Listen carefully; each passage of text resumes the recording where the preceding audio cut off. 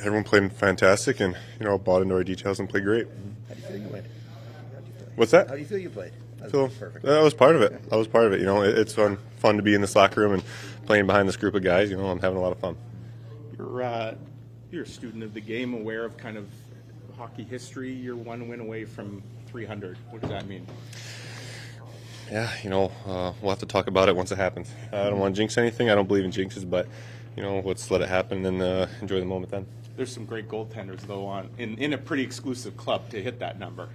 Yeah, that's definitely one of the milestones you're going for. 300 wins, 40 shutouts, and 500 games played, and 2 of them down, 1 to go. You see guys like Vlad Nemestikov throws himself in front of, I think it was Yossi, took that shot and pretty painful block. When you see teammates laying out for you like that, what goes through your mind? Yeah, that's why it's so fun in this locker room. Everyone's paying the price and everyone's digging in, and winning is so much more fun in this league, and you really can get into good rhythms and enjoy coming to the rink every day, and just knowing you're going to give it your all every day, and the guy next to you is going to do the same. That's what you dream to be part of. Speaking of going through your mind, when you see your power play at work, is part of you thankful that you're not having to defend against that with the way those guys kind of move the puck around and are so efficient? Oh yeah, those guys are incredible, aren't they? Yeah. It's fun watching. Yeah. That goes part of it. I'm going to keep saying it. It's fun to play right now, and it's fun to watch. How good is it to see a guy like Dylan DeMello get his first in the season? Yeah, it was beauty too, a snipe. What can you say about a guy? He does it all now.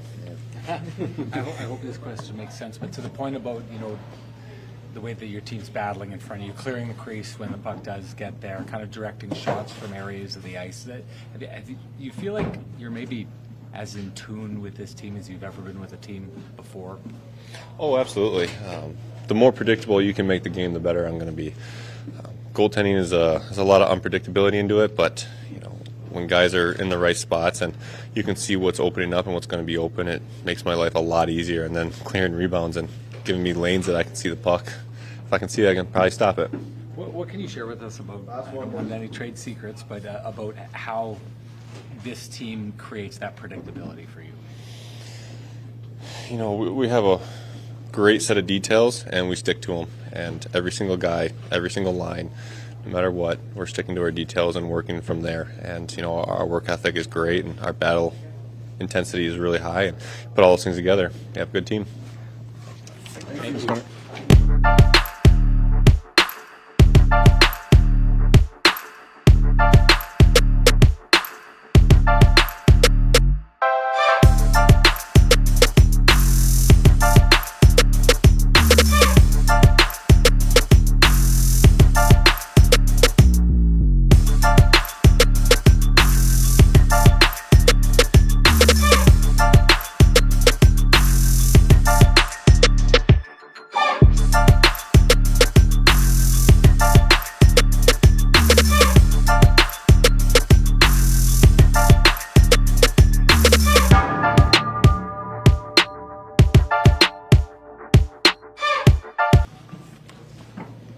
Goals, I guess we could call that your office, a foot or two away from the crease, the goal line. That's kind of where you're most comfortable in that power play, right?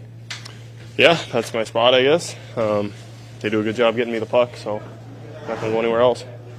Nashville came into this game with the best penalty kill in the league and certainly looked like they had an aggressive kill the first couple chances you got. What changed? Obviously, having a 2-man advantage makes a big difference, but where do you think you guys were able to kind of swing that?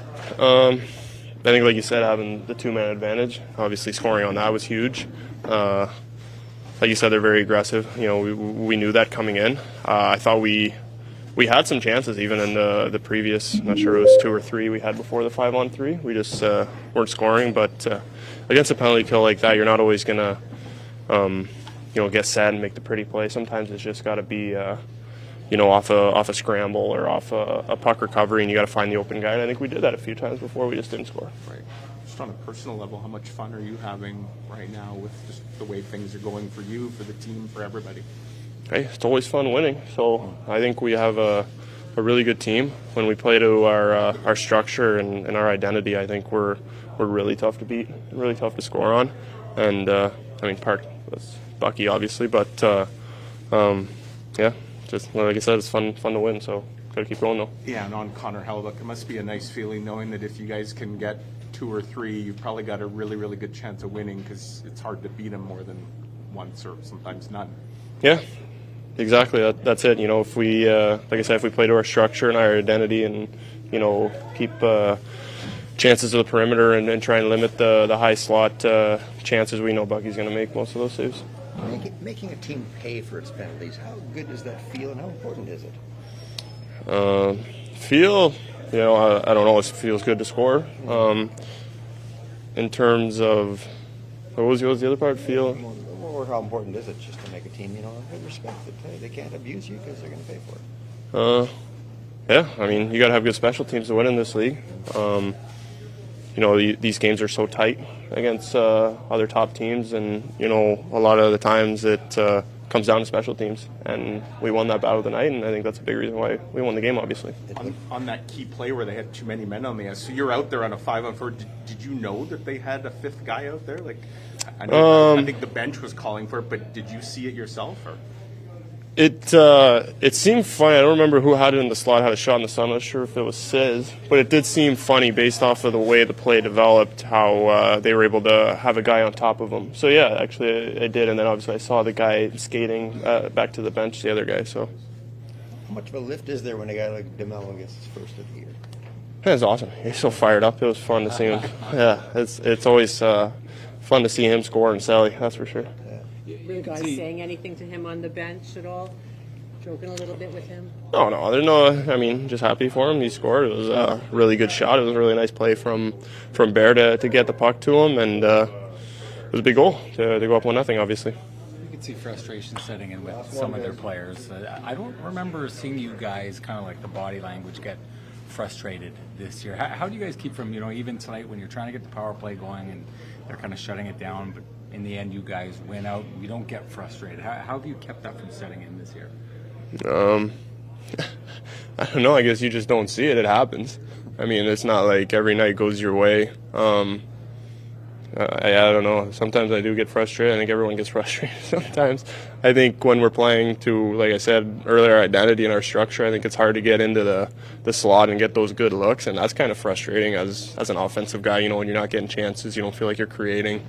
You know, it's first period, second period, next thing you know, it's third period, you don't feel like you're getting chances. You know, that gets frustrating. So I didn't see it. I don't know what you're referring to, but it is frustrating sometimes. So, but, you know, we won, so I don't know. Well, I guess where I'm getting to is sometimes, I mean, clearly your frustration, sometimes if you don't react to it properly, it's the kind of thing that ends up with the puck in the back of your own net, right? So I know guys are always frustrated, but I don't see you guys kind of getting to the point where you get frustrated where you follow to your structure, you try something. Oh, okay. You know what I mean? Yeah. I don't think that goes into frustration. I think for me personally, it goes in sometimes, you know, when you feel like you're not doing anything, you try to do too much, and that's where I get in trouble. You know, everyone kind of reacts differently. Other guys kind of go into a shell, or maybe like I don't know. I know for me, you know, when I feel like I'm not in the game or I'm not producing, or as a line we're not doing well, you know, you try and maybe overhandle it or do something like that. But in terms of frustration, yeah, I guess we do a good job of hiding it if you don't see it.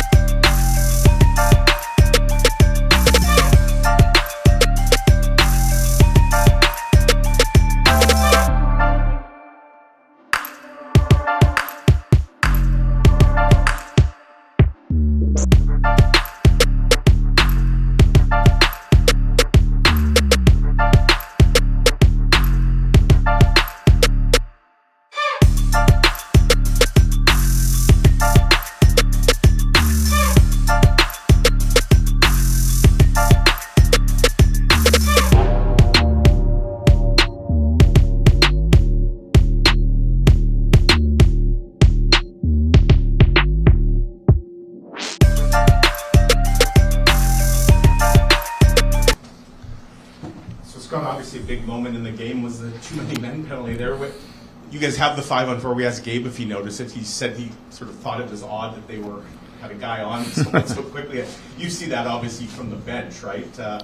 Ended up being a very big moment in the game. That one wasn't even close. Obviously, all their guys were down in tight in their end. It wasn't like a guy just jumped on and jumped off back on the bench. So I think that was a pretty easy one for the refs. First couple power plays you guys had, you saw that aggression that you talked about this morning from Nashville. Obviously, having 5-on-3 changes a lot, but did you guys maybe make some adjustments on both the 5-on-3 and then to score again on the 5-on-4? I think you're always doing that in game. Even after our first one, you're trying to find that hole. You're trying to find that one lane that they're going to maybe leave open because of their pressure. But that's the number one PK in the league, and you see why they do come and hatch you hard, and they're in unison. We did have some good looks actually in the other power plays even before the third period. So there were some opportunities there, but at the end of the day, just like the way our group doesn't get rattled. Just kind of stay in it, wait for their opportunities, and obviously took advantage of the 5-on-3, which was big. So Gabe Vilardi makes it look so easy, kind of standing where he does and scoring, pretty much from the doorstep. But that's not easy. If it was, everybody would do that. That's just another example tonight of just what an asset he is, kind of in that spot, right? Yeah, we talked a lot about KC and Scheif, and I keep reminding everybody there's a third guy on that line, and whether that's 5-on-5 or in the power play, he's a big body guy that has some great hands on him, and he doesn't stray too far away from that net, and doesn't need much time, and it doesn't take much. They just get it close to his blade, and he's going to usually get a shot off. We talk a lot about the prolific goal scorers on your team. We don't talk about Dylan DeMello necessarily, but when he gets that goal, you can kind of see the bench lights up. The guys in the room were talking about just what that no doubt injects some energy and excitement, right? Yeah, I mean, he was the guy scoring last year. He had a bunch there. So, that was great for him to come in that weak side. Great play by Barron to find him. We've talked about all year getting different people chipping in and helping offensively, and we saw that got rewarded tonight on it. There's a few other times where some of our other lines had some real good looks that we didn't get to put away, but that's great. When your defense can be a part of that offense, that's big. Sorry, did you talk yet about Scheif getting the stick? Okay, just when you see your star players doing those kind of hustle plays that immediately turn things around, you can see the correlation between busting your butt to get that puck back and it turning into a goal. What does it mean to get that out of the very best players on your team? Well, we've talked about the buy-in from everybody. It isn't just your checkers. It has to be everybody, and I saw it tonight. I saw all four lines, guys pouring back. We knew they had a good transition game. They had a good rush game. We knew that their defense were going to be Shea and Yossi, and their D were always going to be coming. There was a bunch of times. I think there was 3 examples in the second period where we tracked back and we picked it off before our blue line. That's all stuff that second effort. And we talk about defending. Defending isn't just in our end of the rink; it's in all 3 zones. And when we're on, we make it hard for other teams to get their games going, and it can be frustrating for the opposition. And that's what we try to do. So I'm glad you said that. I'll try this question again. I'll ask Gabe about kind of the frustration that you create in other teams. I'm sure there's a point tonight where you guys aren't getting the power play responses that you want until the end of the game. But I don't remember seeing the body language of your team or in their play or falling out of their structure. I don't remember seeing the frustration kind of take over your team or them like kind of indulge in it and go in the wrong direction. What's kept this team from being that team that doesn't We've never been that way. We've always been about 60-minute games or 65. It has to go that long, but it's a mindset that you just stick with what we're doing. They believe in how we play. They believe in our structure and our systems. They know that if we do it correctly and if we do it together as a team, that chances will come, the momentum will build, the opposition will bend and break, hopefully, and that's kind of what we saw tonight. I thought the first period was back and forth. I thought that both teams, they were really doing a good job of staying above us. They weren't letting us have a rush game. They weren't going to open it up, and we just stuck with it. They made a mistake, and we jumped on it and got the DeMello goal, and then obviously they made some mistakes in the third on the penalties, and that's just our group. Our group doesn't get too fazed by things, and they stay in the moment. I remember when Montreal came here, one of their reporters asked you about Connor Hellebuck, and the question was something along the lines of, do you guys rely on him too much? I remember your response was, you're not giving the team credit for what they do for him. And we were just talking with him, and he talked about the predictability factor that he has a real good understanding of where the shots are going to come from. And I wondered if you could just like color in for the layman what it looks like, what we're seeing your team do that makes Connor Hellebuck, despite the fact he has a volume of shots, that makes his job easier and more predictable. Yeah, I mean, if you're not going to really deny a team that wants to shoot the puck every time it gets on their stick. If it's from the corners, if it's from the walls, what we talk about, and you hear me say it often, is the guts of the ice. If Helly knows that the guts of the ice are being protected, he can handle all the other stuff. And there's going to be breakdowns. There's going to be a 2-on-1. There's going to be things where he has to step up and make those big saves. And obviously he does. But we really try to limit how much gets the high danger, the high quality stuff that comes at him. And that's the guts of the ice. And I think that's been our motto over the last few years, is that we don't let teams get in there. We don't let them get quality in there. And if the stuff's coming, it's coming from the flanks.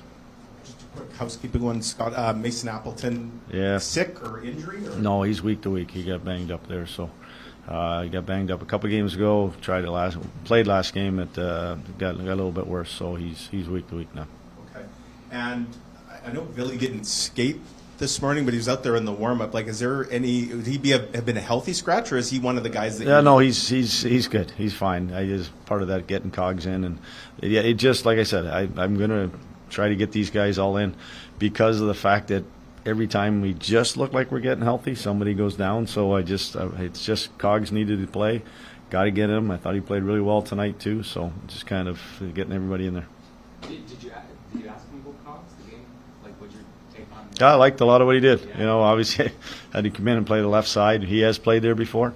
He's had experience there, and liked a lot of what he did. I think that he kept it simple first and foremost, and that kind of led to a solid game. Thank you.